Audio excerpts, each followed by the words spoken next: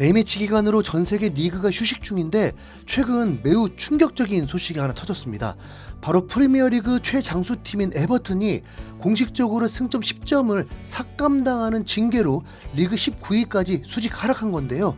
지난 시즌도 가까스로 강등을 면했던 에버튼이 벌써부터 승점 10점이 깎이고 시작한다는 건 올 시즌 강등이 엄청나게 유력하다는 거죠. 이번 결정은 모든 관계자들에게 충격적이었는데 그동안 솔직히 재정적 페어플레이를 이유로 제대로 징계를 받은 팀이 없었기 때문입니다. 영국의 공영방송인 BBC에서도 이 소식이 깜짝 놀랄만한 결정이라고 전하면서 프리미어리그 재정 규정 위반으로 에버튼의 승점 10점의 징계를 내린 독립위원회의 결정은 지각 변동을 일으킬 수 있고 그 여파는 에버튼 너머까지 미치고 있다라면서 이번 사태가 단순히 에버튼 징계로 끝이 아니고 리그 전체로 확산될 수 있다고 밝힌 겁니다. 그 이유는 여러 가지가 있겠지만 일단 프리미어리그에서 승점이 삭감된 사례 자체가 지금까지 3번밖에 없었다고 알려져 있습니다. 리그에서 최초로 승점 삭감 징계를 받은 팀은 96-97 시즌에 미들스브러라고 하는데 이때는 재정적인 문제와는 관계없이 당시 질병으로 인해서 출전 선수가 모자라서 경기를 치르지 못하는 상황이었습니다. 그래서 승점 3점이 삭감됐고 결국 그 시즌에 승점 2점 차로 강등되는 일이 있었죠. 그리고 두 번째 사례는 비교적 최근인 09-10 시즌의 포츠머스였습니다. 포츠머스는 구단 자체가 파산을 당하면서 6,500만 파운드의 빚을 감당하지 못하고 법정 관리 들어갔던 상황이었는데 이로 인해서 승점 9점을 깎이는 징계를 받고 강등당해 지금은 3부 리그에 있습니다. 그러나 앞서 언급했듯이 FFP라고 부르는 재정적 페어플레이로 징계를 받는 건 에버튼이 최초라고 봐야 할 듯한데요. BBC에서조차 그 후폭풍을 두려워하면서 여파가 엄청날 거라고 예상한 데에는 이미 거대한 B클럽 2개가 이 규정으로 인해서 도마에 올라있는 상황이기 때문입니다. 그 주인공은 바로 맨시티와 첼시입니다. 이 두 팀의 승점 삭감 여부에 따라서 캡틴 손흥민이 이끄는 토트넘의 우승 경쟁에도 어마어마한 영향을 줄 수 있는 상황이죠. BBC도 이 두 팀의 조사가 진행 중이라고 하면서 최대 리그 퇴출까지 거론하기도 했습니다. 첼시는 아브라모비치 재임 기간 동안 재정 규정 위반 가능성에 대해 프리미어리그와 잉글랜드 축구협회로부터 조사를 받고 있다. 맨시티도 올해 초에 프리미어리그의 재정 규칙을 위반한 혐의로 115건의 고발을 당했다. 그들은 잘못을 부인하고 있다. 에버튼이 한 건의 혐의로 승점 10점을 삭감당한 걸 감안하면 유죄가 인정될 경우 이 클럽들은 승점 30점 삭감이나 리그 퇴출까지 거론되고 있다라면서 상상을 초월하는 징계가 나올 수도 있다는 매우 무시무시한 경고를 날렸습니다. 그러면서 실제로 다른 스포츠계에서 일어났던 강등 사례를 하나 제시하기도 했는데 우리에게는 잘 알려져 있지 않은 사실이었지만 3년 전에 럭비계에서 연봉 규정을 위반한 팀이 일부 리그에서 강등된 적이 있다고 하네요. 그만큼 이번 에버튼의 징계가 미칠 여파가 결코 쉽게 가라앉지 않을 것으로 보입니다. 또 다른 매체인 영국의 스카이 스포츠에서도 에버튼의 승점 10점 삭감으로 맨시티와 첼시의 강등이 현실화될 전망이다라는 제목으로 BBC가 언급했던 두 팀이 징계를 받을 수 있는 현실적인 가능성이 높다고 분석했습니다. 에버튼이 받은 10점의 감점을 고려할 때 독립적인 규제위원회에서 혐의가 입증될 경우 맨시티와 첼시 모두 30점 삭감 또는 자동 강등이라는 위협이 현실화될 가능성이 높다라면서 BBC와 마찬가지 결론을 내린 겁니다. 뿐만 아니라 맨시티에서 경제 자문을 맡았던 전문 법조인의 발언까지 있었는데요. 맨시티의 자문을 맡은 변호사 스테판 보스는 에버튼의 10점 삭감에 대해 이렇게 말했다. 판결문을 보지 않은 상태에서 에버튼에 대한 징계는 FFP 위반에 비해 가혹하게 느껴진다. 그러나 이 결정은 만약 혐의가 입증된다면 맨시티와 첼시에 대한 제재가 잠재적으로 강등까지 유발할 수 있음을 강조한다라면서 그동안 살짝 뭉개고 지나가는 감이 있었던 맨시티와 첼시의 징계 기준이 더 강화될 거라는 법적인 판단까지 나오고 있는 상황입니다.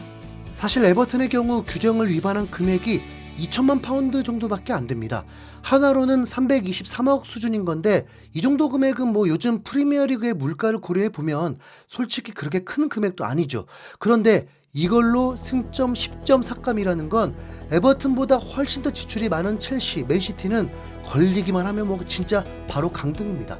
첼시의 경우 토드볼리 구단주가 취임하고 거의 10억 파운드에 가까운 돈을 썼지만 7년, 8년씩 장기 계약을 맺는다는 꼼수로 규정상의 허점을 노리고 피해갔습니다.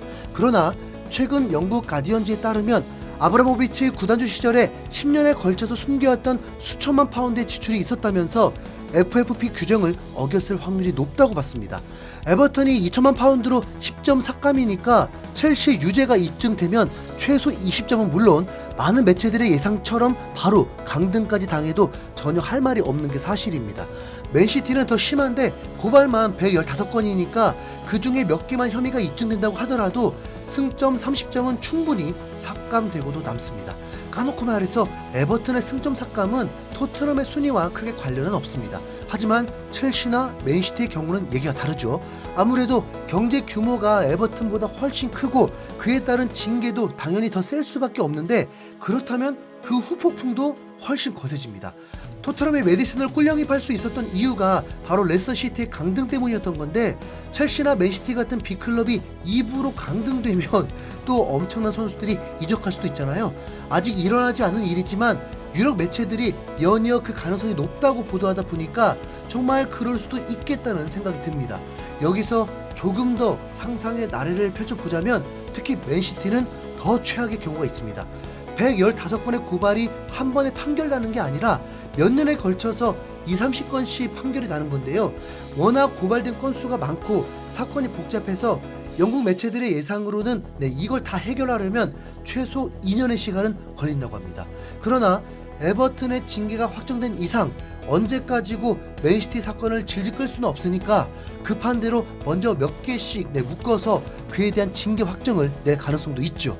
그러면 맨시티는 수년에 걸쳐서 징계를 받으면서 몇 년 동안 프리미어리그에 올라오지 못하는 사상 초유의 사태가 발생하는 겁니다. 과거 이탈리아 세리에의 징계 사례를 보면 FFP 룰과는 관계가 없는 결정이긴 하지만 유벤투스의 유죄가 확정되자 징계의 결과로 두 시즌 동안의 우승 기록이 발탁된 것도 모자라서 2부 리그로 강등하는 일이 있었습니다. 맨시티에게 걸려있는 115건의 혐의들 중에 절반인 55건만 유죄로 확정된다고 하면 유벤투스 못지않은 징계가 예상됩니다. 그러면 홀란, 데브라이너, 로드리, 포든 등등 리그 최고 수준의 엄청난 선수들이 갑자기 시장에 확 풀려버릴 수도 있습니다. 물론 어디까지나 아직은 상상에 불과한 얘기죠. 하지만 절대로 빅클럽이라고 해서 에버튼과 차별을 하진 않을 것입니다. 혐의가 확정되면 바로 끝. 맨시티나 첼시가 FFP 룰에 연루된 지가 하루 이틀이 아닌데 아직 제대로 된 징계는 단 한 번도 없었던 게 현실인데요. 뜬금없는 에버튼의 승점 10점 삭감으로 인해서 이 두 팀에 대한 관심이 더 높아져 버렸습니다. 에버튼이라는 명확한 기준이 정해진 이상 이제 첼시와 맨시티도 결코 자유롭지 못할 텐데, 올 시즌 안에 이 두 팀도 징계가 확정된다면 토트넘에게도 매우 희소식이 될 수 있기 때문에 계속 관심을 가지고 주목해 보겠습니다. 캡틴 손흥민 체제로 진짜 우승 가능한 새로운 시나리오가 하나 더 생겨버렸네요. 여러분 아직 포기했던 거 아니죠? 마지막 중국전 잘 마무리해서 아스톤빌라전 꼭 기적이라도 일어났으면 좋겠네요. 아스톤빌라 부상 여부 좀 체크하고 와야겠다. 이상 흰수염고래였습니다. 감사합니다.